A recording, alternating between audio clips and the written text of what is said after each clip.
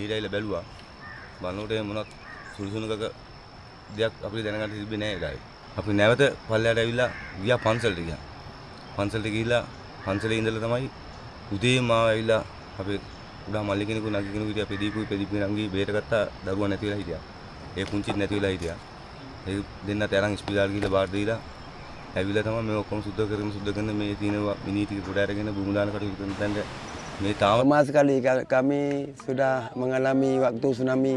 Waktu tsunami itu aku lihat ombaknya paling tinggi ada sekitar 20 meter lah ke atas. Waktu tsunami tapi lebih dahsyat ini lagi.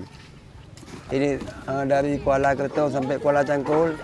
අපි තැන් ඉන්න දැන් නැහැ.